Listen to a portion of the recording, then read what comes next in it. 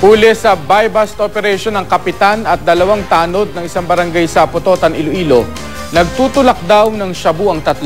Itinanggi ito ng mga suspect. Makibalita tayo kay Jennifer Muniesa ng GMA Iloilo.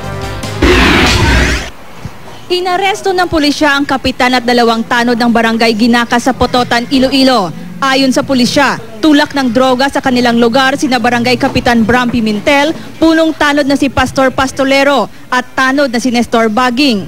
Matapos makatanggap ng sumbong, nagkasa ng buy-bust operation ng Philippine Drug Enforcement Agency Region 6 at mga pulis.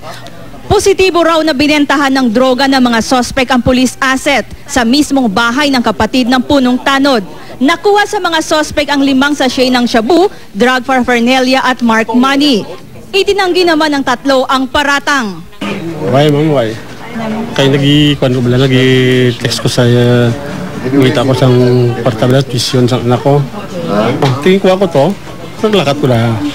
Kapag-grade nila, lagid ko.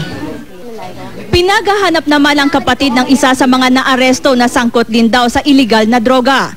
Nahaharap ngayon sa reklamong administratibo sa DILG Region 6 ang mga naaresto. We don't expect barangay officials to do that. Not specifically with their tanods, diba? Because the responsibility is under the general welfare clause of the local government code under section 16. Ang responsibility sang barangays is to protect and promote general welfare sang tao niya. Ayon naman sa lokal na pamalaan ng Putotan, wala silang ideya sa pagkakasangkot ng ilang barangay official sa bentahan ng droga. And that will serve as a warning sa iban na kung naghimo man sanda, they're not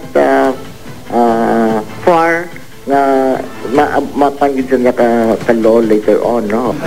Sinampahan na rin ang kasong paglabag sa Comprehensive Dangerous Drugs Act ang mga naaresto. Jennifer Muniesa, Nagbabalita, Pilipinas.